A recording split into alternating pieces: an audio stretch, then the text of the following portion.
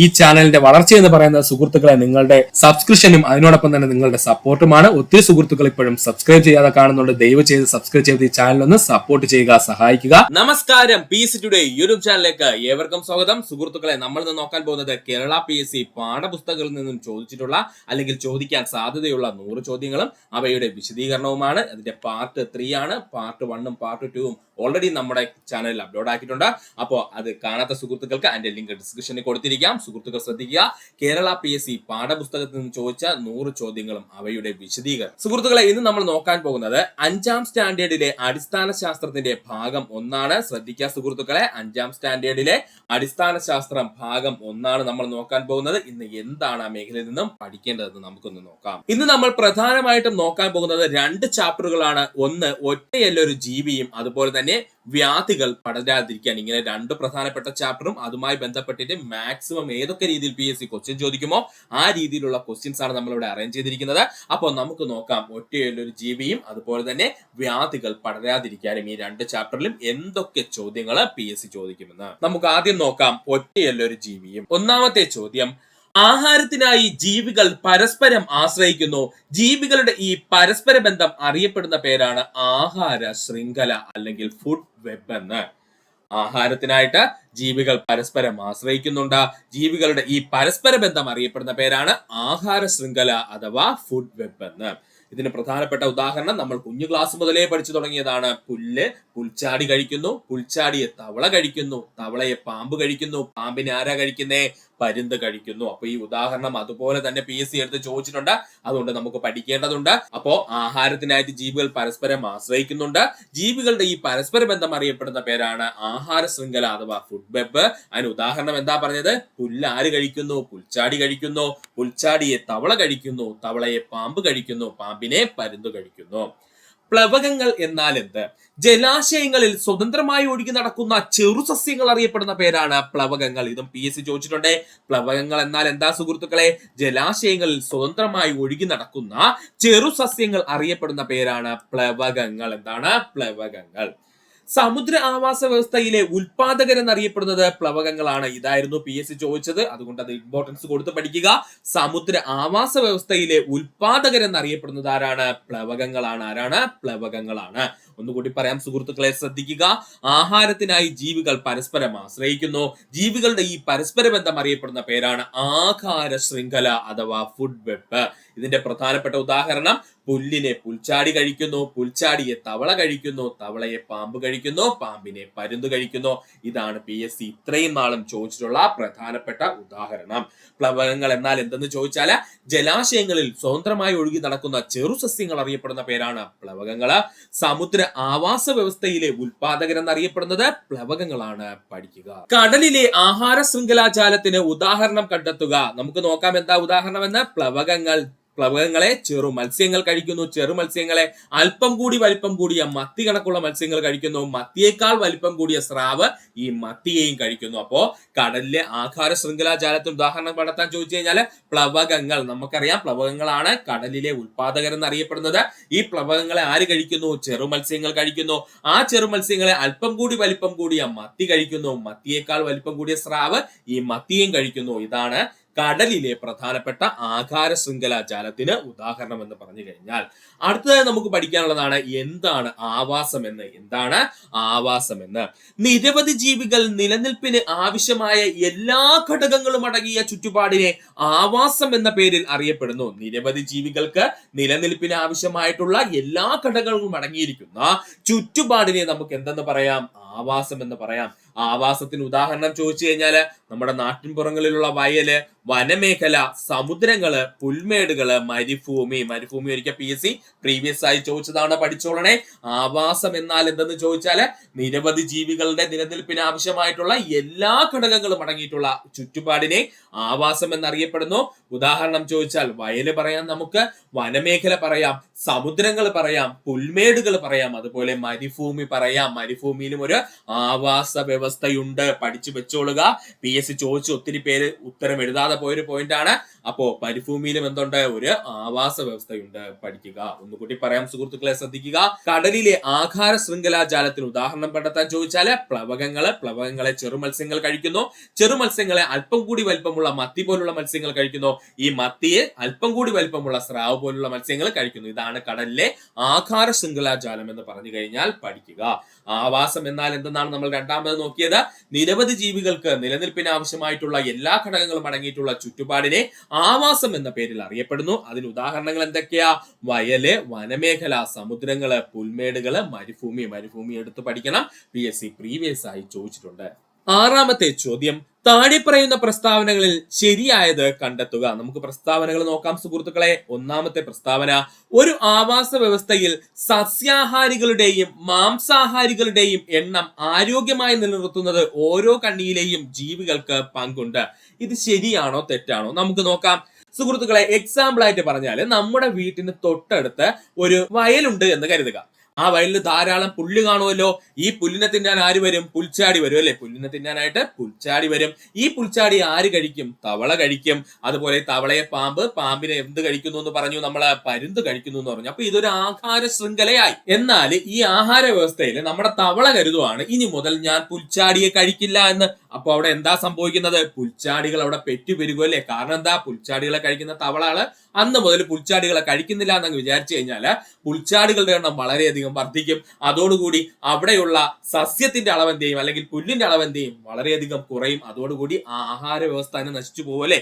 അപ്പോ അങ്ങനെ ഒരു ആഹാര വ്യവസ്ഥ നശിച്ചു പോകാതെ എന്താണ് സംരക്ഷിച്ചു കൊണ്ടുപോകുന്നതിന് കാരണം എന്തെന്ന് ചോദിച്ചാല്, ഈ സസ്യാഹാരികളെല്ലാം ആര് കഴിക്കുന്നുണ്ട്? മാംസാഹാരികൾ കഴിക്കുന്നുണ്ട്.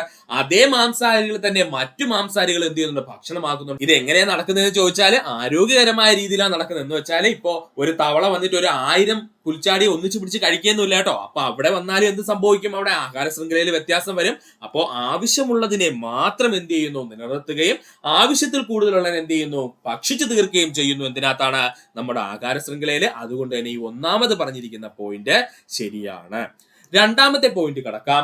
താഴെ കണ്ണിയിലുള്ള ചില ജീവിവർഗങ്ങൾ നശിച്ചാൽ അവയ്ക്ക് പകരം അതേ ധർമ്മം ചെയ്യുന്ന മറ്റു ജീവിവർഗങ്ങൾ ഉണ്ടാകുന്നു. ഇതും ശരിയാണ്. എങ്ങനെയാ ശരിയായത്? നമ്മൾ നേരത്തെ പറഞ്ഞ അതേ സിറ്റുവേഷൻ തന്നെ എടുക്കാം. എക്സാമ്പിൾ ആയിട്ട് പറഞ്ഞു കഴിഞ്ഞാല്, പുൽച്ചാടി കഴിക്കുന്നു. എന്നാൽ പുൽച്ചാടിയെ കഴിക്കാനായിട്ട് ആ പ്രദേശത്ത് തവളകളില്ല എന്ന് കരുതുക. പുൽച്ചാടിയെ കഴിക്കാനായിട്ട് തവളകളില്ല എന്ന് കരുതുക. ഇങ്ങനെയുള്ള സിറ്റുവേഷനിൽ എന്താ സംഭവിക്കുന്നത് ചോദിച്ചാല്, പുൽച്ചാടിയെ കഴിക്കുന്ന പക്ഷികൾ ആ പ്രദേശത്ത് കൂടുതലായിട്ട് വരും. കാരണം പുൽച്ചാടി ധാരാളമുണ്ട്. തവള ഇല്ലാത്തതുകൊണ്ട് പുൽച്ചാടി പെറ്റുപെരുകും. ഈ പുൽച്ചാടി തിന്നാനായിട്ട് നാനാഭാഗത്തു നിന്നും ധാരാളം പക്ഷികൾ അവിടെ എത്തും. അപ്പോൾ പുൽച്ചാടിയുടെ എണ്ണം കാലക്രമേണ എന്ത് ചെയ്യും? താഴേക്ക് കുറഞ്ഞു വരികയും ചെയ്യും. അപ്പോ ഒരു താഴെ കണ്ണിലുള്ള ചില ജീവിവർഗങ്ങൾ നശിച്ചാൽ കൂടിയും അതേ ധർമ്മം ചെയ്യുന്ന മറ്റു ജീവിവർഗങ്ങൾ അവിടെ ഉണ്ടായി വരും. അതുകൂടെ ഒന്ന് പഠിച്ചോളുക. അതും ശരിയാണ്. ഭക്ഷ്യശൃംഖലയിലെ ഉയർന്ന കണ്ണികളിൽ ഉൾപ്പെടുന്ന ജീവിവർഗങ്ങളുടെ നാശം ഭക്ഷ്യശൃംഖലയുടെ മൊത്തത്തിലുള്ള നാശത്തിന് കാരണമാകുന്നു. ഇതും വളരെ ശരിയാണ്. എക്സാമ്പിൾ ആയിട്ട് പറഞ്ഞു കഴിഞ്ഞാല്, നമ്മൾ ഓൾറെഡി പറഞ്ഞിരുന്നു പുൽച്ചാടി, അതുപോലെ തവള, അതുപോലെ തന്നെ എന്തെന്ന് പറഞ്ഞു? പാമ്പ് കഴിഞ്ഞ് കഴിഞ്ഞാൽ ആര് വരുമെന്ന് പറഞ്ഞിരുന്നു? നമ്മുടെ പരുന്ത് വരുമെന്ന് പറഞ്ഞിരുന്നു. ഇതിനകത്ത് അപ്പർ ക്ലാസ്സിലുള്ള ആരെന്ന് ചോദിച്ചാൽ, അല്ലെങ്കിൽ ഈ ശൃംഖലയിലെ ഉയർന്ന കണ്ണിയിലുള്ള ആരെന്ന് ചോദിച്ചാല് പരുന്തിനെ പാമ്പിനെ നമുക്കിപ്പം എടുക്കാം. ഇതിനകത്ത് പരുന്തോ പാമ്പോ പൂർണ്ണമായി നശിച്ചു കഴിഞ്ഞാൽ എന്താ സംഭവിക്കുന്ന സുഹൃത്തുക്കളെ? തവളകളെ കഴിക്കാൻ പിന്നെ ആളില്ല. സ്വാഭാവികമായിട്ടും തവളകളുടെ എണ്ണം എന്ത് ചെയ്യും? വർദ്ധിക്കും. തവളകളുടെ എണ്ണം വർദ്ധിച്ചു കഴിഞ്ഞാൽ എന്താണ്? പുൽച്ചാടികളെ ഒരുപാട് അവർ തിന്നു തീർക്കും. പുൽച്ചാടികൾ ഒരുപാട് തിന്നു തീർത്തു കഴിഞ്ഞാൽ എന്താ സംഭവിക്കുന്നത്? പിന്നെ അവിടെയുള്ള സസ്യങ്ങൾ, അല്ലെങ്കിൽ ആ പുല്ല് തിന്നാൻ പിന്നെ വേറെ ആരെങ്കിലും ഉണ്ടോ? അതുകൊണ്ട് പുല്ല് ധാരാളം വളരും. അതിനോടൊപ്പം തന്നെ ഭക്ഷണം ലഭിക്കാതെ അവസാനം ഈ തവളകളും എന്ത് ചെയ്യും? നശിച്ചു പോകും കേട്ടോ. അപ്പൊ ഉൽപാദകര് മാത്രം ലാസ്റ്റ് ആവും. അതുകൊണ്ടാണ് പറയുന്നത്, ഭക്ഷ്യശൃംഖലയിലെ ഉയർന്ന കണ്ണികൾ ഉൾപ്പെട്ട ജീവിവർഗങ്ങൾക്ക് നാശം സംഭവിച്ചു കഴിഞ്ഞാൽ ആ ഭക്ഷ്യശൃംഖല മൊത്തത്തില് നാശത്തിന് കാരണമാവും. അപ്പൊ ഈ പറഞ്ഞിരിക്കുന്ന എല്ലാ പോയിന്റും ശരിയാണ് കേട്ടോ. ജസ്റ്റ് ഒന്ന് എക്സ്പ്ലെയിൻ ചെയ്ത് പറഞ്ഞതേ ഉള്ളൂ സുഹൃത്തുക്കളെ, മനസ്സിലിരിക്കാനായിട്ട്. അപ്പൊ ഈ പോയിന്റ്സ് എല്ലാം ഒന്ന് ഓർത്ത് വെച്ചിരിക്കുക. എന്തൊക്കെയാണ് ശരിയായിട്ടുള്ള പ്രസ്താവനകൾ? 3 ഒരു ആവാസ വ്യവസ്ഥയിൽ സസ്യാഹാരികളുടെയും മാംസാഹാരികളുടെയും എണ്ണം ആരോഗ്യമായി നിലനിർത്തുന്നത് ഓരോ കണ്ണിയിലെയും ജീവികൾക്ക് പങ്കുണ്ട്. ശരിയാണ്. താഴെ കണ്ണിയിലുള്ള ചില ജീവിവർഗങ്ങൾ നശിച്ചാൽ അവയ്ക്ക് പകരം അതേ ധർമ്മം ചെയ്യുന്ന മറ്റു ജീവിവർഗങ്ങൾ ഉണ്ടാകും. അതും ശരിയാണ്. ഭക്ഷ്യശൃംഖലയിലെ ഉയർന്ന കണ്ണികളിൽ ഉൾപ്പെട്ട ജീവിവർഗങ്ങളുടെ നാശം ഭക്ഷ്യശൃംഖലയുടെ മൊത്തം നാശത്തിന് കാരണമാകുന്നു. ഇതും ശരിയാണ്. ഈ 3 പോയിന്റും ഇപ്പോഴുള്ള PSCയുടെ എക്സാം രീതി അനുസരിച്ച് ചോദിക്കാൻ സാധ്യതയുണ്ട്. അതുകൊണ്ട് നന്നായിട്ട് പഠിച്ചു വെക്കുക. 7ാമത്തെ ചോദ്യം, അടുത്ത അടുത്തിടെ ഏത് അധിനിവേശ മത്സ്യത്തിന്റെ വിപണനമാണ് ഗവൺമെന്റ് നിരോധിച്ചത്? ഉത്തരം ആഫ്രിക്കൻ മുഷി. കേട്ടോ, പഠിച്ചോളനെ. അടുത്തിടെ ഏത് അധിനിവേശ മത്സ്യത്തിന്റെ വിപണനമാണ് ഗവൺമെന്റ് നിരോധിച്ചതെന്ന് ചോദിച്ചാൽ ആഫ്രിക്കൻ മുഷിയുടെയാണ്. കേട്ടോ, അതൊന്ന് പഠിച്ചു വെച്ചേക്കണേ. 2023 ഇതുമായിട്ട് ബന്ധപ്പെട്ട് കുറെ വിജ്ഞാപനം ഗവൺമെന്റ് ഇറക്കിയിരുന്നു. അതുകൊണ്ട് അതൊരു കറണ്ട് അഫയേഴ്സ് ചോദ്യവും കൂടെയാണ്. അടുത്തിടെ ഏത് അധിനിവേശ മത്സ്യത്തിന്റെ വിപണനമാണ് ഗവൺമെന്റ് നിരോധിച്ചതെന്ന് ചോദിച്ചാൽ അത് ആഫ്രിക്കൻ മുഷിയുടേതാണ്. നമ്മുടെ 8ാമത്തെ ചോദ്യം, ആഹാര ശൃംഖലാ ജാലത്തിലെ ഒറ്റ ശ്രേണിയിലേക്കുള്ള ഒരു ആഹാരബന്ധം അറിയപ്പെടുന്ന പേരാണ് ആഹാര ശൃംഖല അഥവാ ഫുഡ് ചെയിൻ എന്ന്. കേട്ടോ, അപ്പൊ ഒരു ആഹാര ശൃംഖലാ ജാലം എന്ന് പറഞ്ഞാൽ ഒത്തിരി ഫുഡ് ചെയിനുകൾ അല്ലെങ്കിൽ ആഹാര ശൃംഖലകൾ ഇങ്ങനെ ചേർന്ന് ഒരു നെറ്റ്വർക്ക് പോലെ കാണപ്പെടുന്നതാണ്. അതിൽ ഒരു നെറ്റ്വർക്കിനെ മാത്രം നമ്മൾ എടുക്കുകയാണെന്ന് കരുതുക, അല്ലെങ്കിൽ ഒരു ചെയിനെ മാത്രം നമ്മൾ എടുത്തു പോവുകയാണെന്നുണ്ടെങ്കിൽ അതിനെ വിളിക്കുന്ന പേരാണ് ആഹാര ശൃംഖല അഥവാ ഫുഡ് ചെയിൻ. ഉദാഹരണമായിട്ട് പറഞ്ഞാൽ പുല്ലിനെ പുഴു കഴിക്കുന്നു, പുഴുവിനെ കോഴി കഴിക്കുന്നു, കോഴിയെ കുറുക്കൻ കഴിക്കുന്നു, കുറുക്കനെ കഴുകൻ കഴിക്കുന്നു. അപ്പോ ഇതൊരു സിംഗിൾ ചെയിൻ ആണല്ലേ. അപ്പൊ ഇങ്ങനെ ഒരുപാട് ചെയിനുകൾ വരും. ഇപ്പൊ കുറുക്കനെ മറ്റേതെങ്കിലും ജീവികൾ കഴിക്കാം, അല്ലെങ്കിൽ കോഴിയെ തന്നെ മറ്റേതെങ്കിലും ജീവികൾക്ക് കഴിക്കാം, പുഴുവിനെ തന്നെ മറ്റേതെങ്കിലും ജീവികൾക്ക് കഴിക്കാം. അപ്പൊ ഇതെല്ലാം ഇങ്ങനെ എന്താണ് ഒരു നെറ്റ്വർക്ക് പോലെ കിടക്കും. അതിൽ ഒരു നെറ്റിനെ മാത്രം നമ്മൾ ഇങ്ങ് എടുക്കുകയാണെന്നുണ്ടെങ്കിൽ അവനെ വിളിക്കുന്ന പേരാണ് ആഹാര ശൃംഖല എന്ന്.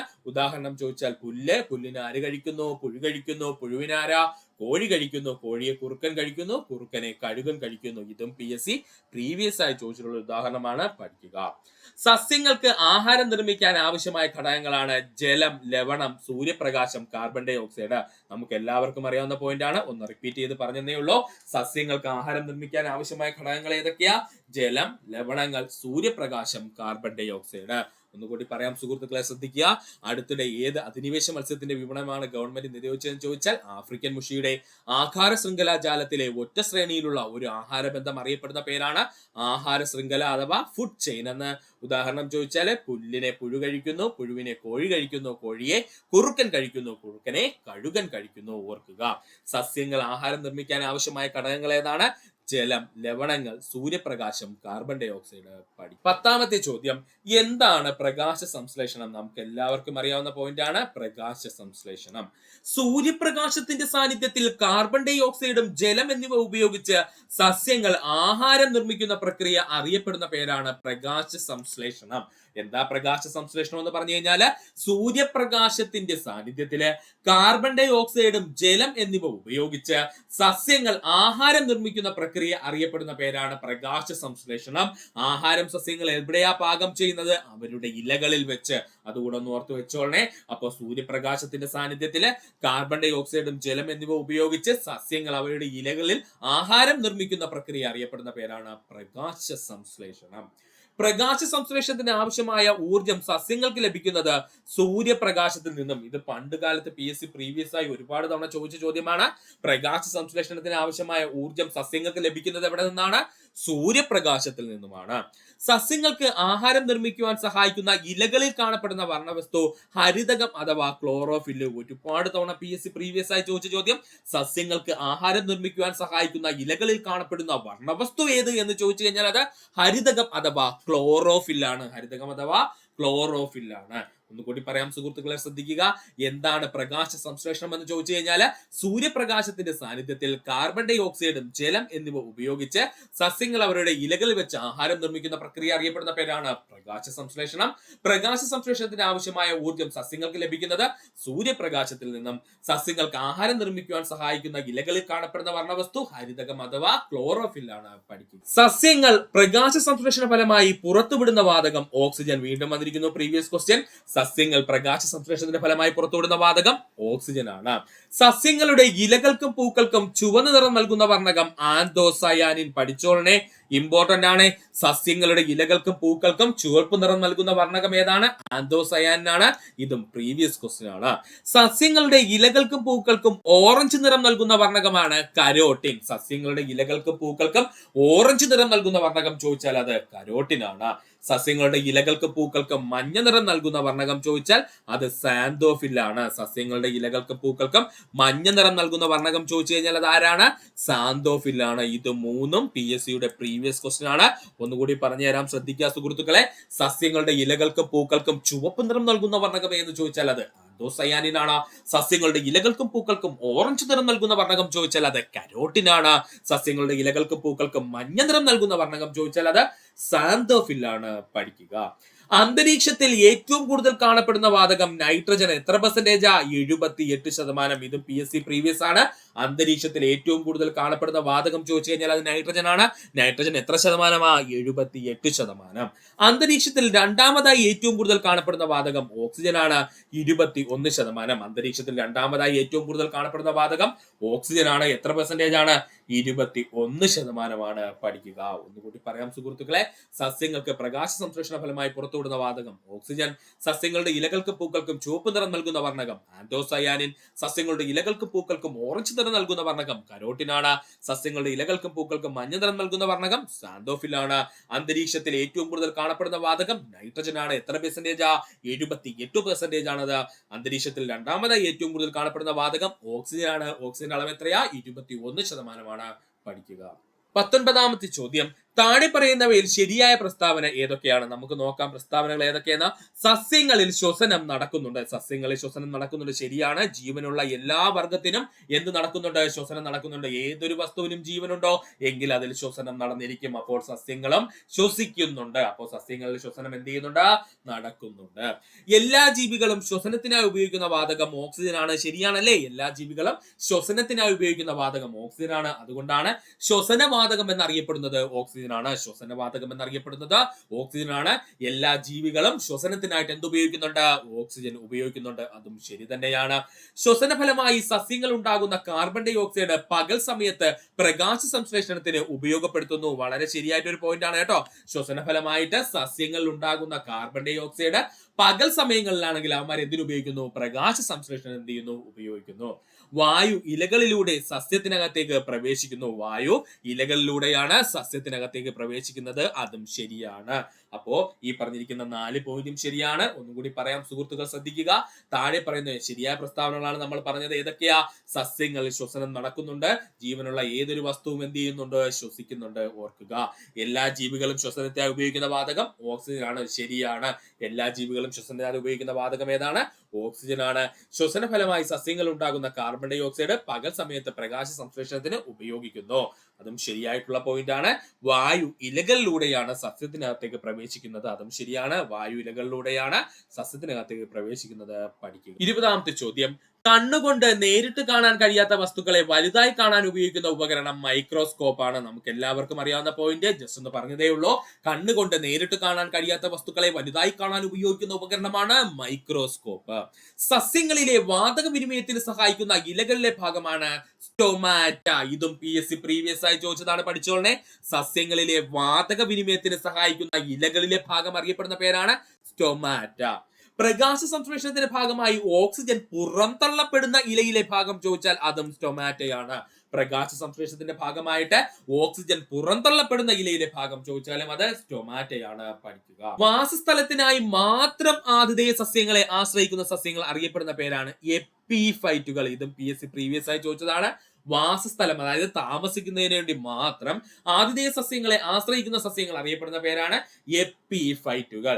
എപ്പിഫൈറ്റുകൾക്ക് ഉദാഹരണമാണ് മരവാഴയും അതുപോലെ തന്നെ ഓർക്കിഡുകളും. പഠിച്ചോളനെ. എപ്പിഫൈറ്റുകൾക്ക് ഉദാഹരണമാണ് മരവാഴയും ഓർക്കിഡും. അതും കൂടി ഒന്ന് പഠിച്ചു വെച്ചിരിക്കുക. ഒന്നുകൂടി പറയാം സുഹൃത്തുക്കളെ, ശ്രദ്ധിക്കുക. കണ്ണുകൊണ്ട് നേരിട്ട് കാണാൻ കഴിയാത്ത വസ്തുക്കളെ വലുതായി കാണാൻ ഉപയോഗിക്കുന്ന ഉപകരണം മൈക്രോസ്കോപ്പ്. സസ്യങ്ങളിലെ വാതക വിനിമയത്തിന് സഹായിക്കുന്ന ഇലകളിലെ ഭാഗം സ്റ്റൊമാറ്റ. പ്രകാശ സംശ്ലേഷണത്തിന്റെ ഭാഗമായി ഓക്സിജൻ പുറന്തള്ളപ്പെടുന്ന ഇലയിലെ ഭാഗം ചോദിച്ചാൽ അതും സ്റ്റൊമാറ്റ തന്നെയാണ്. വാസസ്ഥലത്തിനായി മാത്രം ആതിഥേയ സസ്യങ്ങളെ ആശ്രയിക്കുന്ന സസ്യങ്ങൾ അറിയപ്പെടുന്ന പേരാണ് എപ്പിഫൈറ്റുകൾ. എപ്പിഫൈറ്റുകൾക്ക് ഉദാഹരണം ചോദിച്ചാൽ മരവാഴയും ഓർക്കിഡും. ഇത്തിൽ കണ്ണി ഒരു ഡാഷിന് ഉദാഹരണമാണ്. ഉത്തരം അർദ്ധപരാത സസ്യം. ഇതുപോലെ തന്നെ PSC ചോദിച്ചിട്ടുണ്ട്. അതുകൊണ്ടാണ് കൊടുത്തത്. ഇത്തിൽ കണ്ണി ഒരു ഡാഷിന് ഉദാഹരണമാണെന്ന് ചോദിച്ചു കഴിഞ്ഞാൽ അത് അർദ്ധപരാത സസ്യത്തിന് ഉദാഹരണമാണ്. അപ്പോൾ ഇത്തിൽ കണ്ണി ഒരു അർദ്ധപരാത സസ്യമാണ്. ഇനി നമുക്ക് എന്താണ് അർദ്ധപരാത സസ്യം എന്ന് നോക്കാം. ആതിഥേയ സസ്യങ്ങളിൽ നിന്നും ജലവും ലവണവും വലിച്ചെടുത്ത് സ്വയം ആഹാരം നിർമ്മിക്കുന്ന സസ്യങ്ങൾ അറിയപ്പെടുന്ന പേരാണ് അർദ്ധപരാത സസ്യങ്ങൾ. ശ്രദ്ധിച്ചോളനെ. ആതിഥേയ സസ്യങ്ങളിൽ നിന്നും ജലവും ലവണവും വലിച്ചെടുത്തുകൊണ്ട് സ്വയം ആഹാരം നിർമ്മിക്കുന്ന സസ്യങ്ങൾ അറിയപ്പെടുന്ന പേരാണ് അർദ്ധപരാത സസ്യങ്ങൾ. അർദ്ധപരാത സസ്യത്തിന് ഉദാഹരണം അപ്പോ ആരാ? നമ്മുടെ ഇത്തിൽ കണ്ണിയാണ്. ആതിഥേയ സസ്യങ്ങളിൽ നിന്നും പോഷകഘടകങ്ങൾ വലിച്ചെടുക്കുന്ന സസ്യങ്ങൾ അറിയപ്പെടുന്ന പേരാണ് പൂർണ്ണപരാത സസ്യങ്ങൾ. അത് ഇമ്പോർട്ടന്റ് ആണ്. രണ്ടും തമ്മിൽ തിരിഞ്ഞുപോലെ.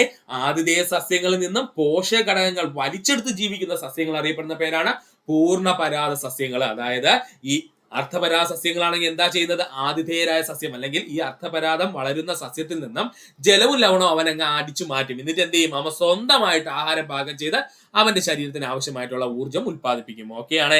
എന്നാൽ ഈ പൂർണ്ണപരാഗ സസ്യങ്ങൾ എന്ന് പറഞ്ഞാൽ അവന്മാരുടെ പ്രത്യേകത എന്താ? എക്സാമ്പിൾ ആയിട്ട് പറഞ്ഞാൽ ഈ മൂടില്ലാത്ത ആളി പോലുള്ള സസ്യങ്ങള്, യവന്മാര് ഈ സസ്യങ്ങൾ ഉണ്ടാക്കുന്ന അല്ലെങ്കിൽ ആതിഥേയ സസ്യങ്ങൾ ഉണ്ടാക്കുന്ന പോഷകഘടകങ്ങളെ മുഴുവൻ അങ്ങ് വലിച്ചെടുക്കും. അവ സ്വന്തമായിട്ട് ആഹാരമൊന്നും ഉണ്ടാക്കാൻ നിൽക്കൂല. ഈ ആതിഥേയ സസ്യങ്ങളിൽ നിന്നുള്ള പോഷകഘടകങ്ങൾ മുഴുവൻ വലിച്ചെടുത്തിട്ട് അവന്റെ ആരോഗ്യത്തിന് ആവശ്യമായിട്ടുള്ള ഊർജ്ജം അവൻ എന്ത് ചെയ്യും? ഉപയോഗിച്ചുകൊണ്ടിരിക്കും. അപ്പൊ ഇത്തരം സസ്യങ്ങളാണ് പൂർണ്ണപരാഗ സസ്യങ്ങള്. പൂർണ്ണപരാഗ സസ്യത്തിന് ഉദാഹരണം ചോദിച്ചു കഴിഞ്ഞാൽ ആരാണ്? മൂടില്ലാത്ത ആളിയാണ് കേട്ടോ. പഠിച്ചോളനെ, മൂടില്ലാത്ത ആളി. നമ്മുടെ രണ്ടാമത്തെ ചാപ്റ്ററിലേക്ക് നമ്മൾ കടക്കാൻ പോവുകയാണ്. വ്യാധികൾ പടരാതിരിക്കാൻ. എന്താണ്? വ്യാധികൾ പടരാതിരിക്കാൻ ഏറ്റവും കൂടുതൽ പ്രീവിയസ് ക്വസ്റ്റ്യൻസ് വരുന്ന ഒരു മേഖലയാണ്. ശ്രദ്ധിച്ചു പഠിക്കണേ. വ്യാധികൾ പടരാതിരിക്കാൻ. ഒന്നാമത്തെ ക്വസ്റ്റ്യൻ, താഴെ പറയുന്നവയിൽ ശരിയായ പ്രസ്താവന കണ്ടെത്തുക. ഡെങ്കിപ്പനി, മഞ്ഞപ്പിത്തം എന്നീ രോഗങ്ങൾ പകരുന്ന രോഗങ്ങളാണ്. ഓപ്ഷൻ ബി, ക്യാൻസർ, പ്രമേഹം എന്നീ രോഗങ്ങൾ പകരാത്ത രോഗങ്ങളാണ്. ഈ പറഞ്ഞിരിക്കുന്ന പ്രസ്താവനകൾ ഏതാ ശരി? ഇത് രണ്ടും ശരിയാണല്ലേ.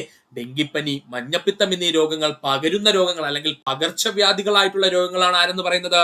ഡെങ്കിപ്പനിയും മഞ്ഞപ്പിത്തവും. എന്നാൽ ക്യാൻസർ, പ്രമേഹം എന്നിവ രോഗങ്ങൾ എങ്ങനെയാണ്? ഇവ പകരാത്ത രോഗങ്ങളാണ്. അല്ലെങ്കിൽ ഈ ക്യാൻസർ, പ്രമേഹം എന്നൊക്കെ പറയുന്നത് എങ്ങനെയാണ്? ജീവിതജന്യ രോഗങ്ങൾ എന്നൊക്കെ നമ്മൾ പറയും കേട്ടോ. അപ്പൊ ഇത്തരം രോഗങ്ങൾ പകരാറില്ല. പഠിക്കുക.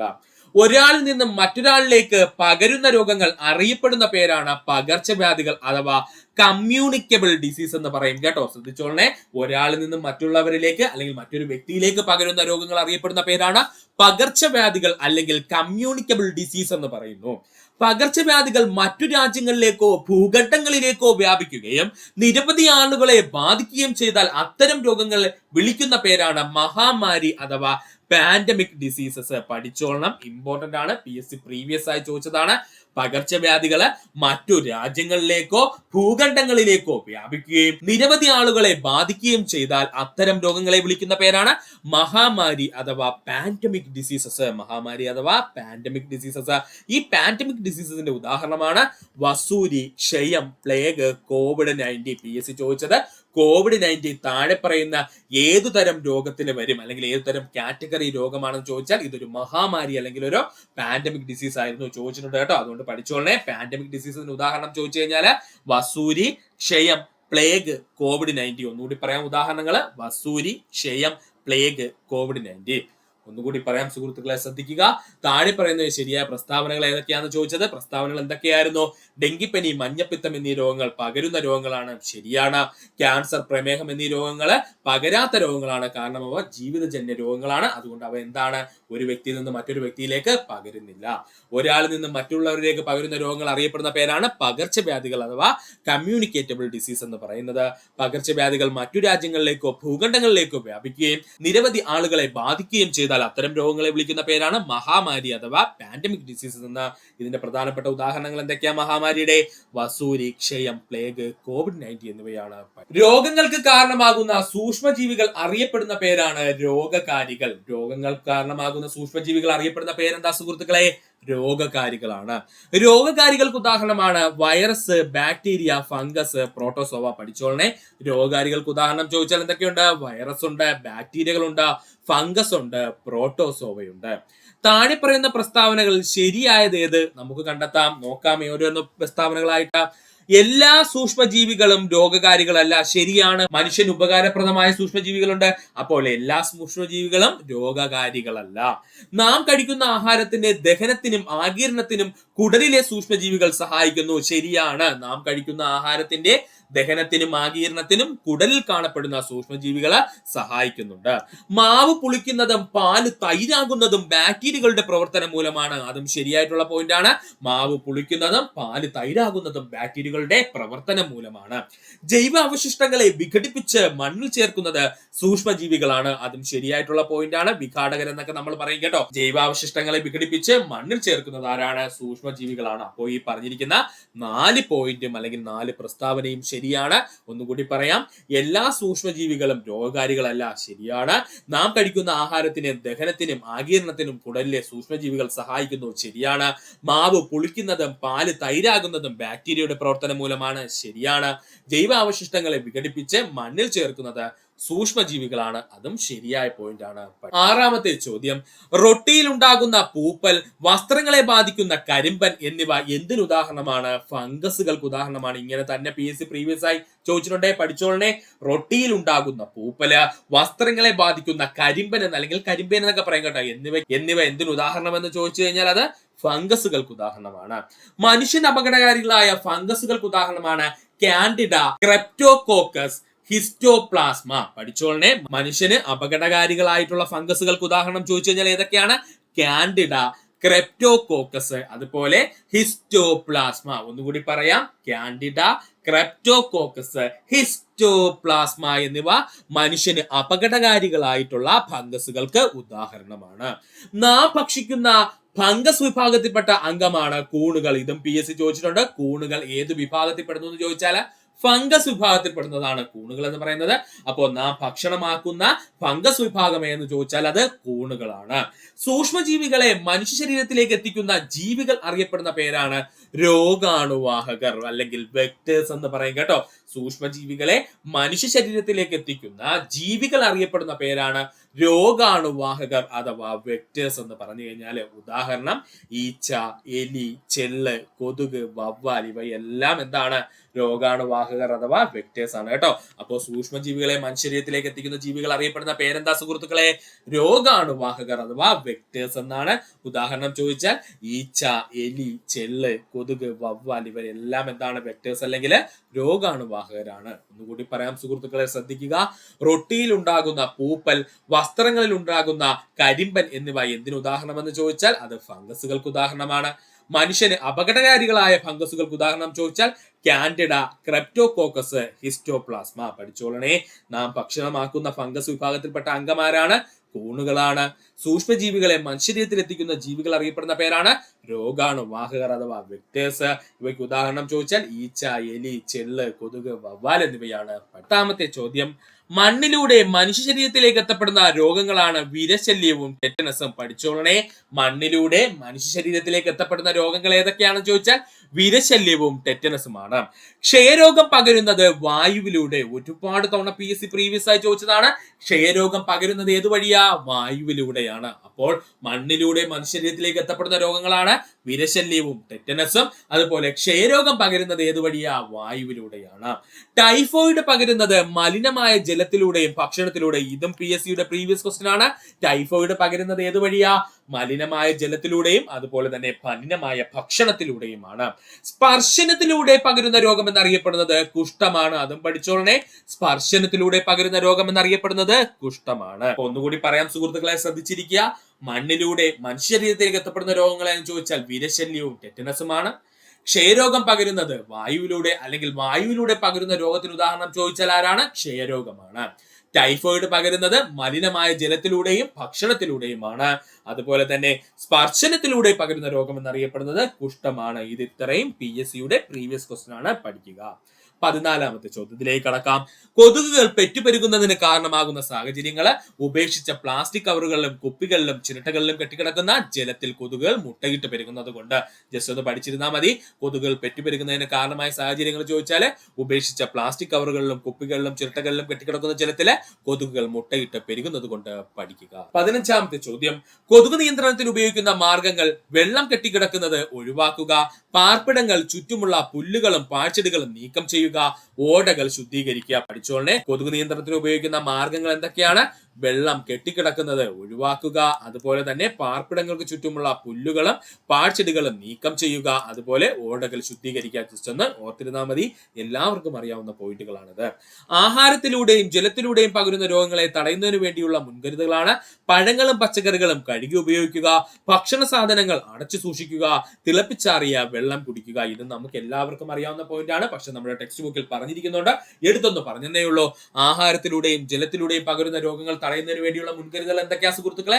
പഴങ്ങളും പച്ചക്കറികളും കഴുകി ഉപയോഗിക്കുക, ഭക്ഷണ സാധനങ്ങൾ അടച്ചു സൂക്ഷിക്കുക, തിളപ്പിച്ചാറിയ വെള്ളം മാത്രം കുടിക്കുന്നത് ശീലമാക്കുക. പഠിക്കുക. 17ാമത്തെ ചോദ്യം, വായുവിലൂടെയും സമ്പർക്കത്തിലൂടെയും പകരുന്ന രോഗങ്ങൾ തടയുന്നതിന് വേണ്ടിയിട്ടുള്ള മുൻകരുതൽ എന്ന് ചോദിച്ചാൽ രോഗിയുമായുള്ള സമ്പർക്കം ഒഴിവാക്കുക, രോഗിയുടെ തൂവാല, വസ്ത്രങ്ങൾ മുതലായവ ഉപയോഗിക്കാതിരിക്കുക, മാസ്ക് ഉപയോഗിക്കുക, വ്യക്തി ശുചിത്വം പാലിക്കുക. നമ്മുടെ കോവിഡ് വന്ന സമയത്ത് PSC ഇങ്ങനെ ഒരു ക്വസ്റ്റ്യൻ ചോദിച്ചിരുന്നു, അതുകൊണ്ട് അത് നമുക്ക് പഠിക്കേണ്ടതുണ്ട്. വായുവിലൂടെയും സമ്പർക്കത്തിലൂടെയും പകരുന്ന രോഗങ്ങൾ തടയുവാൻ വേണ്ട മുൻകരുതലുകൾ എന്തൊക്കെയാ സുഹൃത്തുക്കളെ? രോഗിയുമായുള്ള സമ്പർക്കം ഒഴിവാക്കുക, രോഗിയുടെ തൂവാല, വസ്ത്രങ്ങൾ മുതലായവ ഉപയോഗിക്കാതിരിക്കുക, മാസ്ക് ഉപയോഗിക്കുക, വ്യക്തി ശുചിത്വം പാലിക്കുക, പഠിക്കുക. മണ്ണിലൂടെയും മലിനജലത്തിലൂടെയും പകരുന്ന രോഗങ്ങൾ തടയുവാൻ വേണ്ട മുൻകരുതലുകളാണ് ചെരുപ്പ് ഉപയോഗിക്കുക, ശരീരത്തിലെ മുറിവുകളിൽ മലിനജലവുമായി സമ്പർക്കത്തിൽ വരാതെ സൂക്ഷിക്കുക, മണ്ണും ചെളിയും പുരണ്ടാൽ കൈകാലുകൾ സോപ്പിട്ട് കഴുകുക. ഇതൊന്ന് പഠിച്ചോളേ, ഇത് പുതിയ പോയിന്റ് ആയിരിക്കും നിങ്ങൾക്ക്, അതുകൊണ്ട് പഠിക്കുക. മണ്ണിലൂടെയും മലിനജലത്തിലൂടെയും പകരുന്ന രോഗങ്ങൾ തടയുവാൻ വേണ്ട മുൻകരുതലുകൾ എന്തൊക്കെയാ സുഹൃത്തുക്കളെ? ചെരുപ്പ് നമ്മൾ ഉപയോഗിക്കണം, ശരീരത്തിലെ മുറിവുകൾ മലിനജലവുമായി സമ്പർക്കത്തിൽ വരാതെ സൂക്ഷിക്കുക, മണ്ണും ചെളിയും പുരണ്ടാൽ കൈകാലുകൾ എന്ത് ചെയ്യുക? സോപ്പിട്ട് കഴുകുക. ഇത്രയും പോയിന്റ്സ് സുഹൃത്തുക്കളൊന്ന് പഠിച്ചു വെക്കുക. 19ാമത്തെ ചോദ്യം, രോഗാണുക്കൾ ശരീരത്തിൽ പ്രവേശിച്ചാൽ അവയെ നിയന്ത്രിക്കുവാനും ചെറുത്തു നിൽക്കുവാനുമുള്ള കഴിവ് സ്വാഭാവികമായി മനുഷ്യ ശരീരത്തിനുണ്ട്. ഇതറിയപ്പെടുന്ന പേരാണ് സ്വാഭാവിക രോഗപ്രതിരോധ ശേഷി അഥവാ നാച്ചുറൽ ഇമ്മ്യൂണിറ്റി എന്നറിയപ്പെടുന്നത് കേട്ടോ. പഠിച്ചോളനെ, രോഗാണുക്കൾ ശരീരത്തിൽ പ്രവേശിച്ചാൽ അവയെ നിയന്ത്രിക്കുവാനും ചെറുത്തു നിൽക്കുവാനുമുള്ള കഴിവ് സ്വാഭാവികമായിട്ട് മനുഷ്യ ശരീരത്തിനുണ്ട്. ഇത് അറിയപ്പെടുന്ന പേരാണ് സ്വാഭാവിക രോഗപ്രതിരോധ ശേഷി അഥവാ നാച്ചുറൽ ഇമ്മ്യൂണിറ്റി എന്ന്. രോഗപ്രതിരോധ കുത്തിവയ്പ്പുകളിലൂടെ രോഗപ്രതിരോധ ശേഷി ആർജിക്കുന്നത് അറിയപ്പെടുന്ന പേരാണ് ആർജിത രോഗപ്രതിരോധ ശേഷി അഥവാ അക്വയർഡ് ഇമ്മ്യൂണിറ്റി എന്ന പേരിൽ അറിയപ്പെടുന്നത് കേട്ടോ. രോഗപ്രതിരോധ കുത്തിവയ്പ്പുകളിലൂടെ രോഗപ്രതിരോധ ശേഷി ആർജിക്കുന്നതിന് അറിയപ്പെടുന്ന പേരാണ് ആർജിത രോഗ പ്രതിരോധ ശേഷി അഥവാ അക്വയർഡ് ഇമ്മ്യൂണിറ്റി എന്ന് അറിയപ്പെടുന്നത് അക്വയർഡ് ഇമ്മ്യൂണിറ്റി എന്ന് പഠിക്കുക. നമ്മുടെ 21ാമത്തെ ചോദ്യം, BCG വാക്സിന്റെ പൂർണ്ണരൂപം എന്താണ്? BCG വാക്സിന്റെ പൂർണ്ണരൂപം എന്താണ്? ബാസിലസ് കാൾമേറ്റ് ഗോറിൻ എന്നാണ് കേട്ടോ. ബാസിലസ് കാൾമേറ്റ് ഗോറിൻ എന്നാണ്. ഒരുപാട് തവണ PSC പ്രീവിയസ് ആയി ചോദിച്ച ചോദ്യമാണ്, പഠിച്ചോളനെ. BCG വാക്സിന്റെ പൂർണ്ണരൂപം ചോദിച്ചാല് ബാസിലസ് കാൾമേറ്റ് ആൻഡ് ഗോറിൻ എന്നാണ്. ബാസിലസ് കാൾമേറ്റ് ആൻഡ് ഗോറിൻ എന്നാണ്. OPV വാക്സിന്റെ പൂർണ്ണരൂപം ഓറൽ പോളിയോ വാക്സിൻ എന്നാണ്. OPV വാക്സിന്റെ പൂർണ്ണരൂപം എന്താ സുഹൃത്തുക്കളെ? ഓറൽ പോളിയോ വാക്സിൻ എന്നാണ്. ഈ ഓറൽ പോളിയോ വാക്സിൻ കണ്ടെത്തിയ ഒരു ശാസ്ത്രജ്ഞനുണ്ട്, അദ്ദേഹത്തിന്റെ പേര് അറിയുന്ന സുഹൃത്തുക്കൾ ഒന്ന് കമന്റ് ചെയ്യുക. അപ്പോൾ OPV വാക്സിന്റെ പൂർണ്ണരൂപം എന്താ? ഓറൽ പോളിയോ വാക്സിൻ എന്നാണ്. FIPV വാക്സിൻ എന്നറിയപ്പെടുന്നത് പോളിയോ വാക്സിൻ ആണ്. പഠിച്ചോളനെ, FIPV വാക്സിൻ എന്നറിയപ്പെടുന്നത് ആരാ? പോളിയോ വാക്സിൻ ആണ്. RVV വാക്സിന്റെ പൂർണ്ണരൂപം എന്താ സുഹൃത്തുക്കളെ? റോട്ടോ വൈറസ് വാക്സിൻ എന്നാണ്. ഈ പറഞ്ഞിരിക്കുന്ന എല്ലാ പോയിന്റും PSC പ്രീവിയസ് ആയി ചോദിച്ചതാണ്, ഒരു പോയിന്റ് പോലും കളയാനില്ല, അതുകൊണ്ട് ഇമ്പോർട്ടൻസ് കൊടുത്ത് സുഹൃത്തുക്കൾ പഠിക്കുക. ഒന്നുകൂടി പറഞ്ഞു തരാം. BCG വാക്സിന്റെ പൂർണ്ണരൂപം ചോദിച്ചു കഴിഞ്ഞാൽ ബാസിലസ് കാൾമേറ്റ് ആൻഡ് ഗോറിൻ എന്നാണ്. OPV വാക്സിന്റെ പൂർണ്ണരൂപം ചോദിച്ചാൽ ഓറൽ പോളിയോ വാക്സിൻ എന്നാണ്. FIPV വാക്സിൻ എന്നറിയപ്പെടുന്നത് ആരെന്ന് ചോദിച്ചാൽ അത് പോളിയോ വാക്സിൻ തന്നെയാണ്. RVV വാക്സിന്റെ പൂർണ്ണരൂപം ചോദിച്ചാൽ അത് റോട്ടോ വൈറസ് വാക്സിൻ എന്നാണ്. എന്താണ്? റോട്ടോ വൈറസ് വാക്സിൻ എന്നാണ്. പഠിക്കുക. ഇനി PSC ഒരുപാട് കാലം ചോദിച്ചതും പിന്നെ ഇടയ്ക്ക് വെച്ച് നിർത്തി ഇപ്പൊ വീണ്ടും ചോദിച്ചു തുടങ്ങിയിട്ടുള്ള ടോപ്പിക്കാണ് നമ്മൾ നോക്കാൻ പോകുന്നത്. അതാണ് നവജാത ശിശുവിന് നൽകേണ്ട വാക്സിനുകൾ. ഇമ്പോർട്ടന്റ് ആണ് കേട്ടോ. PSC അല്ലെങ്കിലും നമ്മൾ പഠിച്ചു വെക്കേണ്ടതാണ്. നവജാത ശിശുവിന് നൽകേണ്ട വാക്സിനുകൾ നമുക്ക് നോക്കാം. ജസ്റ്റ് ഒന്നുകൂടി പറയാം നമ്മുടെ പ്രതിരോധ കുത്തിവയ്പ്പുകളെ പറ്റിയിട്ട്. ആദ്യമായിട്ട് പറഞ്ഞത് BCG ആണ്. BCG ഫുൾ ഫോം എന്താണ്? ബാസിലസ് കാൾമേറ്റ് ആൻഡ് ഗോറിൻ എന്നാണ്. OPV ഫുൾ ഫോം എന്താ സുഹൃത്തുക്കളെ? ഓറൽ പോളിയോ വാക്സിൻ എന്നാണ്. ഹെപ്പ് ബി വാക്സിൻ എന്ന് വെച്ചാൽ ഹെപ്പറ്റൈറ്റിസ് ബി വാക്സിൻ ആണ്. FIPV വാക്സിൻ എന്ന് വെച്ചാൽ പോളിയോ വാക്സിന്റെ ഫ്രാക്ഷണൽ ഡോസ് എന്നാണ് കേട്ടോ. FIPV വാക്സിൻ എന്നറിയപ്പെടുന്നത് നാം പറഞ്ഞിരുന്നു പോളിയോ വാക്സിൻ എന്നാണ്. അവരുടെ ഫുൾ ഫോം എന്താണെന്ന് ചോദിച്ചാൽ പോളിയോ വാക്സിൻ ഫ്രാക്ഷണൽ ഡോസ് എന്നാണ്. RVV വാക്സിൻ എന്ന് പറഞ്ഞു കഴിഞ്ഞാൽ റോട്ടാ വൈറസ് വാക്സിൻ എന്നാണ്. അപ്പോൾ ഇനി നമുക്ക് നോക്കാം നവജാത ശിശുക്കൾക്ക് നൽകേണ്ട വാക്സിനുകൾ ഏതൊക്കെയാണ്. ഒരു നവജാത ശിശു ജനിച്ച സമയത്ത് നൽകുന്ന വാക്സിനുകളാണ് OPV വാക്സിൻ, BCG വാക്സിൻ, അതുപോലെ ഹെപ്പ് ബി വാക്സിൻ ഉള്ളത്. പഠിച്ചോളണേ. ജനന സമയത്ത് ഒരു കുഞ്ഞ് ജനിച്ച ഉടനെ നൽകുന്നത് ഏതൊക്കെ വാക്സിൻ ആണ്? OPV വാക്സിൻ അഥവാ ഓറൽ പോളിയോ വാക്സിൻ നൽകുന്നുണ്ട്. BCG വാക്സിൻ അഥവാ ബാസിലസ് കാൾമേറ്റ് ഗോറിൻ വാക്സിൻ നൽകുന്നുണ്ട്. അതുപോലെ ഹെപ്പ് ബി വാക്സിൻ അഥവാ ഹെപ്പറ്റൈറ്റിസ് ബി വാക്സിൻ നൽകുന്നുണ്ട്. ഇമ്പോർട്ടന്റ്. കുട്ടി ജനിച്ച് 6 ആഴ്ചകൾക്ക് ശേഷം നൽകേണ്ട വാക്സിൻ ആണ് OPV വാക്സിൻ 1 അഥവാ oral polio vaccine dosage 1, RVV vaccine അഥവാ rota virus vaccine dosage 1, pentavalent vaccine 1, അതൊന്ന് പഠിച്ചോളണേ. പെന്റാവാലന്റ് വാക്സിൻ 1, അതുപോലെ FIPV വാക്സിൻ 1, അതുപോലെ PCV വാക്സിൻ 1. ഇത്രയും എപ്പോ കൊടുക്കണം? 6 ആഴ്ചക്കുള്ളിൽ കൊടുക്കണം. അപ്പോൾ കുട്ടി ജനിച്ച് 6 ആഴ്ച കഴിഞ്ഞാൽ കൊടുക്കേണ്ട വാക്സിൻ ഏതൊക്കെയാ? OPV vaccine 1, RVV vaccine 1, pentavalent vaccine ഒന്ന്, FIPV വാക്സിൻ ഒന്ന്, അതുപോലെ PCV വാക്സിൻ ഒന്ന് പഠിക്കുക. കുട്ടി ജനിച്ച് 10 ആഴ്ചകൾക്ക് ശേഷം നൽകേണ്ട വാക്സിനാണ് OPV2 വാക്സിനും RVV2 വാക്സിനും. അതുപോലെ പെന്റാവാലന്റിന്റെ സെക്കൻഡ് ഡോസേജും കൊടുക്കണം കേട്ടോ. അപ്പോ ജനിച്ച് 10 ആഴ്ച കഴിഞ്ഞതിന് ശേഷം ശിശുവിന് നൽകേണ്ട വാക്സിൻ ഏതൊക്കെയെന്ന് ചോദിച്ചാൽ OPV2 വാക്സിൻ, RVVയുടെ സെക്കൻഡ് ഡോസേജ്, അതുപോലെ പെന്റാവാലന്റിന്റെയും സെക്കൻഡ് ഡോസേജ് പഠിച്ചോളുക. അതുപോലെ തന്നെ ഒരു കുഞ്ഞ് ജനിച്ച് അല്ലെങ്കിൽ ശിശു ജനിച്ച് 14 ആഴ്ചകൾക്ക് ശേഷം നൽകേണ്ട വാക്സിൻ ചോദിച്ചു കഴിഞ്ഞാൽ അതാണ് OPV3 വാക്സിൻ അഥവാ ഓറൽ പോളിയോ വാക്സിന്റെ ഡോസേജ് 3, RVV വാക്സിൻ അഥവാ റോട്ടാ വൈറസ് വാക്സിന്റെ ഡോസേജ് 3, പെന്റാവാലന്റൈൻ വാക്സിന്റെ ഡോസേജ് 3, FIPV വാക്സിന്റെ രണ്ടാമത്തെ ഡോസേജ്, PCV വാക്സിന്റെ രണ്ടാമത്തെ ഡോസേജ്. ഇതും കൂടെ ഒന്ന് പഠിച്ചു വെച്ചേക്കണം, വളരെ ഇമ്പോർട്ടന്റ് ആണ്. ഒന്നുകൂടി പറഞ്ഞുതരാം സുഹൃത്തുക്കളെ, നമ്മുടെ ടെക്സ്റ്റ് ബുക്കിൽ പറഞ്ഞിരിക്കുന്നുണ്ട്. ഉറപ്പായിട്ടും PSC ഇനി LGS മുതൽ അങ്ങറ്റം ഡിഗ്രി വരെയുള്ള ഏതൊരു എക്സാമിനും എടുത്ത് ചോദിക്കും. അതുകൊണ്ട് നമുക്ക് പഠിക്കേണ്ടതുണ്ട്. ജനന സമയത്ത് ഒരു കുട്ടിക്ക് നൽകുന്ന വാക്സിൻ ഏതൊക്കെയെന്ന് ചോദിച്ചാൽ ഒന്ന് OPV വാക്സിൻ അഥവാ ഓറൽ പോളിയോ വാക്സിന്, അതുപോലെ BCG വാക്സിൻ അഥവാ ബാസിലസ് കാൽമേറ്റ് ഗൊറിൻ വാക്സിന്, അതുപോലെ തന്നെ HEPB വാക്സിൻ അഥവാ ഹെപ്പറ്റൈറ്റിസ് B വാക്സിൻ. ഇത് നമ്മളെ LGSനെ മസ്റ്റ് ആയിട്ടും പഠിച്ചുകൊണ്ട് പോകേണ്ടതാണ്. ഇനി അങ്ങോട്ടുള്ളത് ഒന്ന് നോക്കി വെച്ചാലും മതി, പക്ഷേ ഇപ്പൊ പറഞ്ഞ പോയിന്റ് ഇമ്പോർട്ടന്റ് ആയിട്ട് പഠിക്കണം. ഇനി 6 ആഴ്ചകൾക്ക് ശേഷം കുട്ടിക്ക് നൽകുന്ന വാക്സിൻ എന്ന് ചോദിച്ചാൽ OPV വാക്സിന്റെ ഡോസേജ് 1, RVV വാക്സിന്റെ ഡോസേജ് 1. RVV വാക്സിൻ എന്ന് വെച്ചാൽ റോട്ടാ വൈറസ് വാക്സിന്റെ ഡോസേജ് 1. അപ്പോൾ പുതിയൊരു വാക്സിനോട് നമ്മൾ ഇൻട്രൊഡ്യൂസ് ചെയ്യുന്നു. അവന്റെ പേരാണ് പെന്റാവാലന്റ് വാക്സിൻ. അതിന്റെ ഫസ്റ്റ് ഡോസേജ് എടുക്കണം. അതുപോലെ തന്നെ FIPV വാക്സിന്റെ ഫസ്റ്റ് ഡോസേജ് എടുക്കുന്നു. PCV വാക്സിന്റെ ഫസ്റ്റ് ഡോസേജ് എടുക്കുന്നു. പഠിക്കുക. 10 ആഴ്ചകൾക്ക് ശേഷം OPV വാക്സിന്റെ അതായത് ഓറൽ പോളിയോ വാക്സിന്റെ സെക്കൻഡ് ഡോസേജ് എടുക്കുന്നു. RVV വാക്സിന്റെ സെക്കൻഡ് ഡോസേജ് എടുക്കുന്നു. പെന്റാവാലന്റിന്റെ രണ്ടാമത്തെ ഡോസേജ് എടുക്കുന്നു. പഠിക്കുക. 14 ആഴ്ചകൾക്ക് ശേഷം OPV വാക്സിന്റെ മൂന്നാം ഡോസേജ് അഥവാ ഓറൽ പോളിയോ വാക്സിന്റെ മൂന്നാമത്തെ ഡോസേജ്, റോട്ടാ വൈറസ് വാക്സിന്റെ മൂന്നാമത്തെ ഡോസേജ്, പെന്റാവാലന്റിന്റെ മൂന്നാമത്തെ ഡോസേജ്, FIPVയുടെ അഥവാ ഫ്രാക്ഷണൽ ഡോസ് പോളിയോ വാക്സിന്റെ രണ്ടാമത്തത്, അതുപോലെ PCVയുടെ രണ്ടാമത്തത് പഠിക്കുക. ഇനി ഇവിടെയും തീർന്നോ? ഇല്ല. 9 മാസം മുതൽ 16 വയസ്സ് വരെ വീണ്ടും കിടപ്പുണ്ട് വാക്സിനുകൾ. അതും നമുക്ക് പഠിക്കേണ്ടതുണ്ട്. ടെക്സ്റ്റ് ബുക്കിൽ എന്തൊക്കെ പറഞ്ഞിട്ടുണ്ടോ അത് നമ്മൾ പഠിച്ചിട്ട് പോയേ പറ്റുള്ളൂ. ഇല്ലെങ്കിൽ നമുക്ക് ഇപ്പോഴത്തെ എക്സാം അല്ലെങ്കിൽ വേറൊരു എക്സാമിന് പണി കിട്ടും. ഓക്കെ, അപ്പൊ നമുക്ക് അതുകൂടെ അങ്ങ് പഠിച്ചു കളയാം. 9 മാസം മുതൽ 16 വയസ്സ് വരെ കുട്ടികൾക്ക് എന്തൊക്കെയാണ് നൽകേണ്ടതെന്നുള്ള വാക്സിൻ അത്രയും നേരം നമ്മൾ പറഞ്ഞുകൊണ്ടിരുന്ന ഒരു വാക്സിൻ ആയിരുന്നു അല്ലെ, PCV വാക്സിൻ. എന്താ സുഹൃത്തുക്കളെ PCV വാക്സിൻ എന്ന് വെച്ചാൽ? PCV വാക്സിൻ എന്ന് പറഞ്ഞാല് ന്യൂമോകോക്കൽ കൺജുഗേറ്റഡ് വാക്സിൻ എന്നാണ് കേട്ടോ. ന്യൂമോകോക്കൽ കൺജുഗേറ്റഡ് വാക്സിൻ എന്നാണ് PCV വാക്സിൻ അറിയപ്പെടുന്നത്. MR എന്ന് വെച്ചാൽ measles rubella vaccine. MR vaccine എന്ന് വെച്ചാൽ measles rubella vaccine. DPT vaccine എന്ന് വെച്ചാൽ diphtheria pertussis tetanus vaccine. DPT vaccine എന്ന് വെച്ചാൽ ഡിഫ്തീരിയ പെർട്ടുസിസ് ടെറ്റനസ് വാക്സിൻ എന്നാണ്. TD വാക്സിൻ എന്ന് വെച്ചാൽ ടെറ്റനസ് ഡിഫ്തീരിയ വാക്സിൻ എന്നാണ്. TD വാക്സിൻ എന്ന് വെച്ചാൽ ടെറ്റനസ് ഡിഫ്തീരിയ വാക്സിൻ എന്നാണ്. ഓക്കെ ആയേ. ഇവിടെ 4 പ്രധാനപ്പെട്ട വാക്സിനുകളുടെ പേര് നമ്മൾ ഒന്നുകൂടി പഠിക്കാൻ പോവുകയാണ്. ശ്രദ്ധിച്ചോളണേ. PCV വാക്സിൻ എന്ന് വെച്ച് കഴിഞ്ഞാൽ ന്യൂമോകോക്കൽ കൺജുഗേറ്റഡ് വാക്സിന്. PCVയുടെ ഫുൾ ഫോം എന്താണ്? ന്യൂമോകോക്കൽ കൺജുഗേറ്റഡ് വാക്സിൻ എന്നാണ്. MR വാക്സിന്റെ ഫുൾ ഫോം എന്താണ്? Measles rubella vaccine. MR വാക്സിന്റെ ഫുൾ ഫോം എന്താണ്? Measles rubella vaccine. അതുപോലെ തന്നെ DPT വാക്സിന്റെ ഫുൾ ഫോം എന്താണ്? Diphtheria pertussis tetanus vaccine. DPT വാക്സിന്റെ പ്രത്യേകത എന്താണ്? DPT വാക്സിൻ എന്ന് പറഞ്ഞു കഴിഞ്ഞാൽ എന്താ സുഹൃത്തുക്കളെ? ഡിഫ്തീരിയ പെർട്ടുസിസ് അതുപോലെ ടെറ്റനസ് വാക്സിൻ. TD വാക്സിൻ എന്ന് പറഞ്ഞു കഴിഞ്ഞാൽ tetanus diphtheria vaccine. TD vaccine എന്ന് വെച്ചാൽ ടെറ്റനസ് ഡിഫ്തീരിയ വാക്സിൻ. ഓക്കെ ആയേ. ഇത്രയും വാക്സിൻ അങ്ങ് പഠിച്ചേ. ഇനി നമുക്ക് ഓരോ മാസവും ഏതൊക്കെയാണ് കൊടുക്കുന്നതെന്ന് നോക്കാം. കുട്ടി ജനിച്ച് 9ാമത്തെ മാസം MR1 അഥവാ മീസൽസ് റൂബല്ല വാക്സിന്റെ ഫസ്റ്റ് ഡോസേജ് കൊടുക്കണം. അതുപോലെ തന്നെ PCVയുടെ ബൂസ്റ്റർ ഡോസേജും വൈറ്റമിൻ എയും കൂടെ ചേർത്താണ് നൽകുന്നത് കേട്ടോ. അതൊന്ന് ഇമ്പോർട്ടന്റ് ആണ്, പഠിച്ചോളണേ.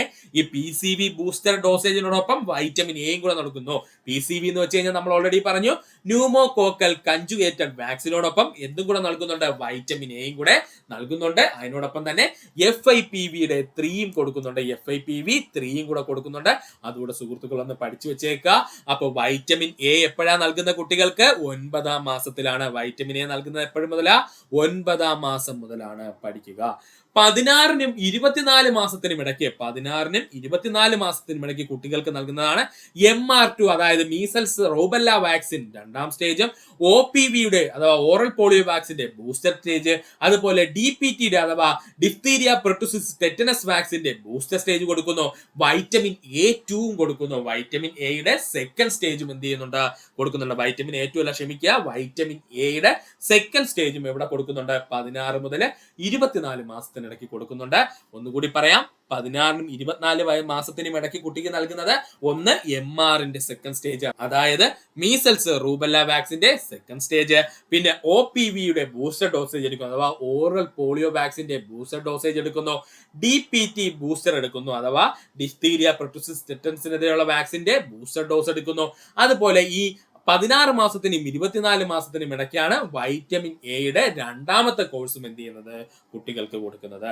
ഇനി 5 വയസ്സിനും 6 വയസ്സിനും ഇടയ്ക്ക് നമ്മൾ 1ാം ക്ലാസ്സിലേക്ക് പോയിരിക്കുമ്പോൾ നമുക്കൊരു ഇഞ്ചക്ഷൻ തരത്തില്ലേ, അത് ഏതെന്നാണ് പറയുന്നത്, 5 വയസ്സിനും 6 വയസ്സിനും ഇടയ്ക്ക് നൽകുന്നതാണ് DPT ബൂസ്റ്റർ വാക്സിൻ 2 കേട്ടോ. DPTയുടെ അഥവാ ഡിഫ്തീരിയ പെർട്ടുസിസ് ടെറ്റനസിന്റെ ബൂസ്റ്റർ സ്റ്റേജിന്റെ രണ്ടാം ഭാഗം കൊടുക്കുന്നത് 5ഉം 6 വയസ്സിനിടയ്ക്കാണ്. അതാണ് കേട്ടോ നമ്മൾ 1ാം ക്ലാസ്സിൽ പഠിക്കുന്ന സമയത്ത് നമുക്ക് തരുന്ന ഇഞ്ചക്ഷൻ കേട്ടോ. പണ്ട് കാലത്ത് ഇപ്പോഴും അങ്ങനെ തന്നെയാണ്. നമ്മൾ 1ാം ക്ലാസ്സിൽ പഠിക്കുന്ന സമയത്ത് നമുക്ക് നൽകുന്ന ഇഞ്ചക്ഷൻ ഏതെന്ന് ചോദിച്ചു കഴിഞ്ഞാൽ, അല്ലെങ്കിൽ 5 വയസ്സിനും 6 വയസ്സിനും ഇടയ്ക്ക് നൽകുന്ന ഇഞ്ചക്ഷൻ ഏതെന്ന് ചോദിച്ചാൽ അത് DPTയുടെ ബൂസ്റ്റർ 2 ആണ്, അല്ലെങ്കിൽ DPT വാക്സിൻ എന്ന് മാത്രം പഠിച്ചു വെച്ചാലും മതി.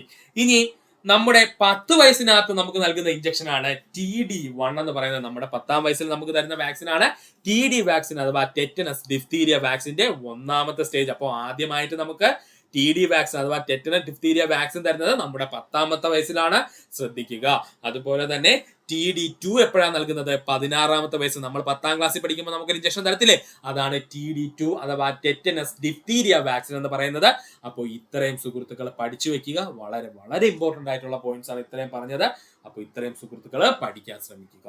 അപ്പോൾ ഇത്രയുമായിരുന്നു നമ്മുടെ അടിസ്ഥാന ശാസ്ത്രം 5ാം ക്ലാസ്സിലെ 2 ചാപ്റ്ററുകൾ എടുത്ത് നമ്മൾ പഠിച്ചപ്പോൾ നമുക്ക് ലഭിച്ചത്. ഒത്തിരി പോയിന്റ്സ് ഇതിനകത്ത് PSC പ്രീവിയസ് ആയിട്ട് ചോദിച്ചുകൊണ്ടിരിക്കുന്നതാണ്.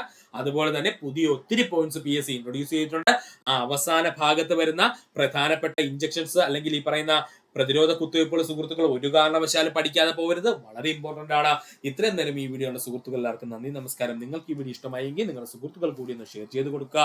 അതിനോടൊപ്പം തന്നെ നമ്മുടെ ചാനൽ സബ്സ്ക്രൈബ് ചെയ്ത് സഹായിക്കുക. സബ്സ്ക്രൈബ് ബട്ടൺ ചേർന്നുള്ള ബെൽ ബട്ടൺ അമർത്തി കഴിഞ്ഞാൽ നമ്മൾ അപ്ലോഡ് ചെയ്യുന്ന വീഡിയോകൾ അപ്പം തന്നെ സുഹൃത്തുക്കളെ നിങ്ങൾ എത്തുന്നതാണ്. സുഹൃത്തുക്കൾ എല്ലാവർക്കും നന്ദി, നമസ്കാരം. നല്ലൊരു ദിവസം നേരുന്നു.